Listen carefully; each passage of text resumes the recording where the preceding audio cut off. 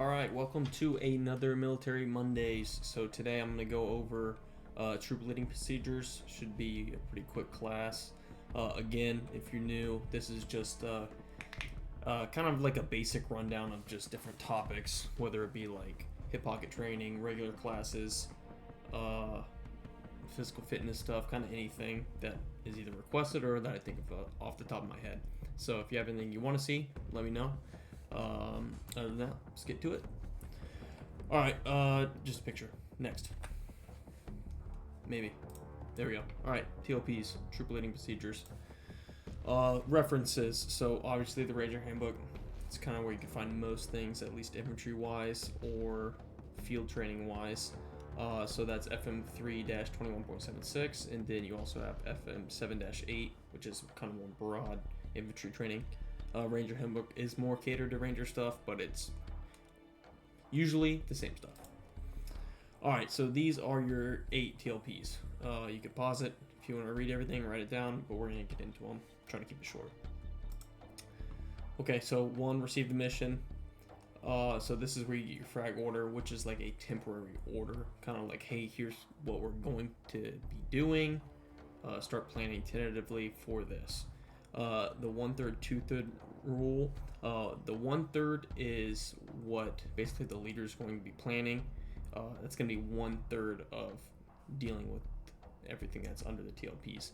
The 2/3 is going to be what all of these soldiers are going to be doing. So if your PL is planning something for company exercise, the 2/3 is going to be the rest of the platoon. Hasty analysis with primary focus on planning and preparation. So that's kind of just what it says. It's just a hasty analysis of what's going to be going on. Alright, number 2. Issues a warning order. So this is the leader perspective, issuing the Warno tentative op order for a mission. If you don't know what an operations order is, the 5 paragraphs of an op order, I can do a class on that too. I probably will. If you know Sergeant Major eats sugar cookies, you're on the right track. That's what it is. So everything else, type of operation, general locations of the operation. So that's like the AO or the specific, you know, if you're doing like a raid or anything like that, or an ambush, or if you're just doing reconnaissance, that's where you're doing it. So the initial timeline, again, it's part of a frag order, so it's a tentative order. Recon, it could be different types of recon, map, area, terrain, satellite imagery, stuff like that. Movement to initiate, that's more so what the soldiers are going to be doing. That's the 2/3. That's everything that they're going to start working up to based off of their warno that they get from their leader. Planning, preparation, instructions, including planning timeline. It's more for the leader, self-explanatory. Information requirements, that is going towards commander's intent, which is also commander's critical information requirements. Again, commander's intent, we'll get into that. Alright, number 3, make a tentative plan. Leaders develop mission based on commander's intent and MET-TC. If you don't know what MET-TC is, it's mission, enemy, time, terrain, troop considerations, and civilian considerations. Sorry, troop support and civilian considerations. So mission is obviously what you're doing. Enemy is the enemy in the area, their size, strength, ability, stuff like that. Time, the time that you're doing it, time you have to do it. Terrain, the terrain you're doing it in. Troop support, the support that you have to yourself, whether that is if you're U.S. Army, whether that's U.S. Army sources, whether it's friendly NATO, whether it's local support like Afghanistan would be ANA, and then civilian considerations is the civilians that would be on the battlefield or in the area. Conduct mission analysis. So this is kind of what the MET-TC is. It also includes unit tasks, constraints, mission essential tasks, and restate the mission, just for clarity. Constraints would be, time constraints, rules of engagement, stuff like that. Suitable and acceptable. So you are making your plan suitable and acceptable based on the commander's intent. That's what that last line means. Make a tentative plan continued. Same thing that I just kind of talked over, MET-TC. This picture, if you'd like to pause it and read it, write some stuff down, this is out of the Ranger Handbook. One thing that I wanted to make note of, if you don't know the acronym OAKOC, that's how I say it, it's said in different ways, but it's OAKOC. That is your observation, fields of fire, avenues of approach, key terrain, obstacles, cover and concealment. That's just an acronym that you use to keep into consideration when thinking about how you will come into contact with your enemy. So this is a good chart if you want to pause and look at it. There you go.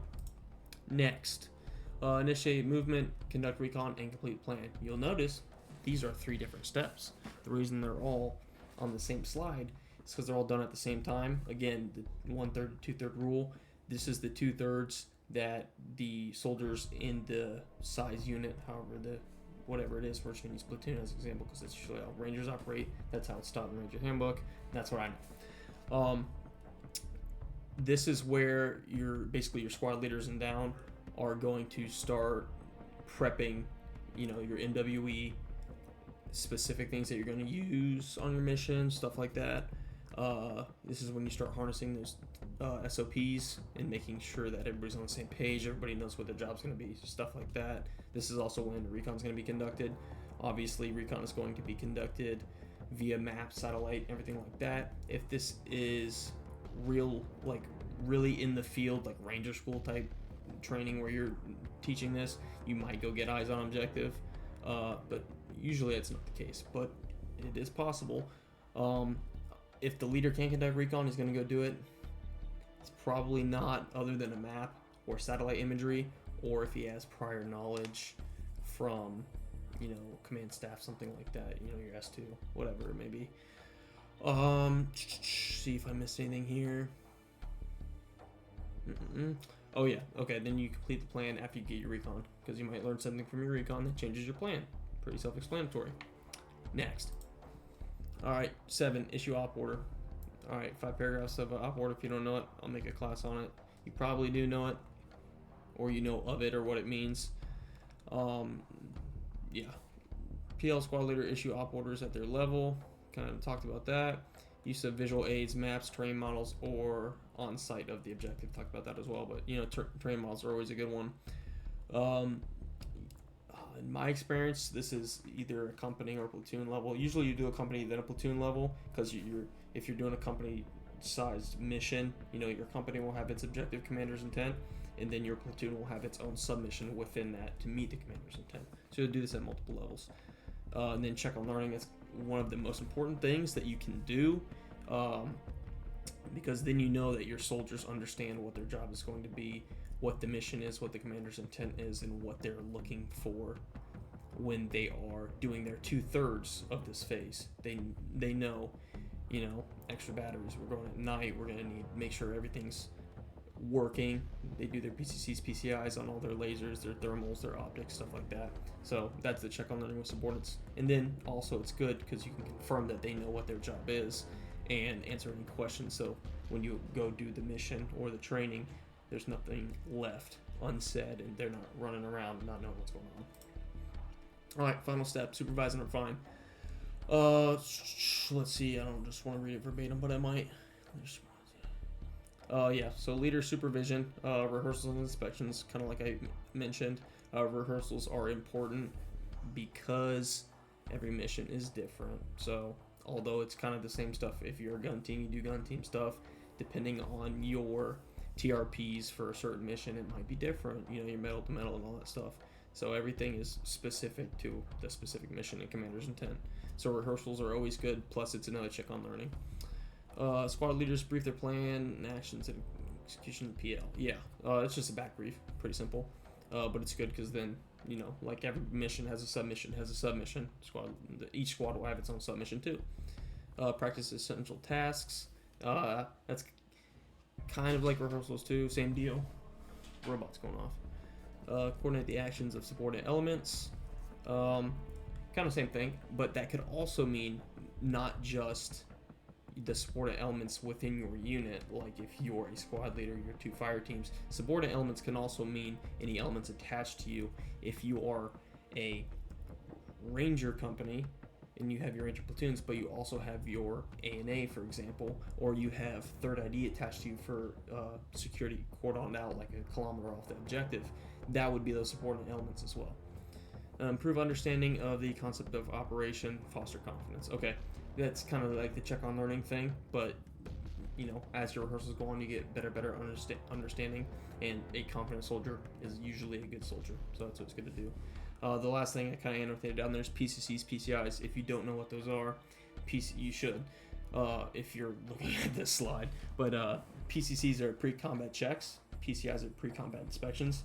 Pre-combat checks done by yourself and your battle buddies, and a pre-combat inspection is done by your first line leader, and then your next line leader, and your next line leader. So if you're a fire team leader, you're checking your other fire team leader and being like, hey, your guys good, you got what you need, you got your fucking methods of marking, stuff like that, your radios, running emitters or whatever, and then your squad leader would check you, and he'll spot check some of your Joes, but you should have already checked your Joes by then, right? And then same thing, your platoon sergeant will come by and spot check a Joe, and spot check a team leader, and check with the squad leader, and then it trickles up, trickles down. But I think that's it. How did our time come out? I don't even see it. 10 minutes, 11 minutes on the dot. All right, so we'll wrap it up there. I don't want it to be too long. There shouldn't be anything else. AR, if you got any questions, leave them down below. I'll answer them if I can. Comments, I'll take them if you like it. If you don't, if you hate me, if you think I suck, that's cool too. Concerns, don't care about them. If you like it, like it. If you want to see more, subscribe. Tell me down below what you want to see. It doesn't just have to be classes. It can be whatever. If I got the time, I'll make it happen. Thanks for watching.